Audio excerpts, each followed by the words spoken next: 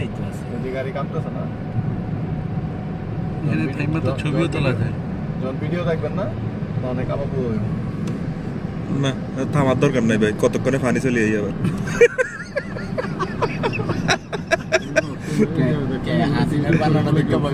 ও অনেক কিছু আছে তো, অনেক এইটা আর এই আতিফ ভাই কি জানি আমাদের আসিফ ওই যে ইয়ার গুণবতীর আসিফ আসিফে কইতেছে ফরদ ভাই আপনি গেছিলেন ইয়াতে টানেলে? হ্যাঁ গেছি তো।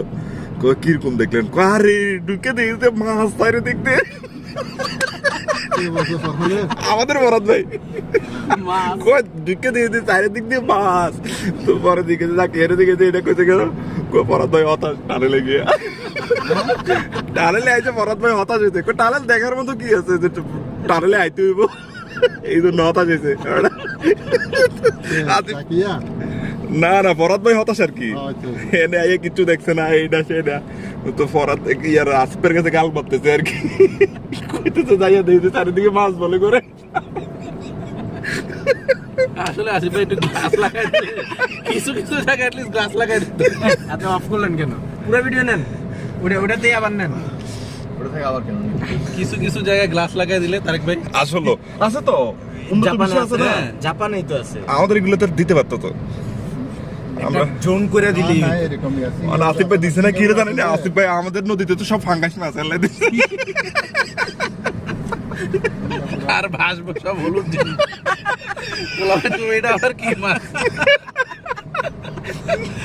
সাগরে এরকম হলুদ মাছ আছে? এটা কিন্তু কিছুটা সাগর ব্যস্ত তো, তার মধ্যে একদম মোহনার মধ্যে মোহনার মধ্যে কিছু থেকে এখন এটা তো প্রতিদিনই নাকি লস আইতেছে। শোনো, তোমরা আজ থেকে 50 বছর আগে 40 বছর আগে আমরা সংসদ ভবন সংসদের সামনে যে রুটটা, ওটাতে দুইটা গাড়িও চলতো না। তোমার আমি মিথ্যা বলতেছি না, এটার একটা উদাহরণ হলো বদ্রি একটা নাটক আছে। হ্যাঁ হ্যাঁ হুমায়ুন আহমেদের। হুমায়ুন আহমেদের বদ্রি নাটকটা দেখি, সংসদ ভবনের কোনো একটা পর্যটন ভবন এলাকার সিনারি আছে, যেটাতে একটা কাকপক্ষীও যায়, আসল যাতায়াত করে না।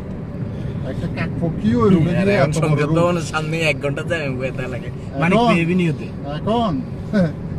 এখনকার বাবা তোমরা জানো তো, এখন আমাদের যেটা বিশ্ব রোড, তুমি যে জিসি মোড় দিয়ে চলাচল করো, ওইটা দিয়ে যে বললাম না, ভাই এখানে লেখা ক্লাইম্বিং লেন, এটা কি ক্লাইম্ব করে উপরে উঠে দাও?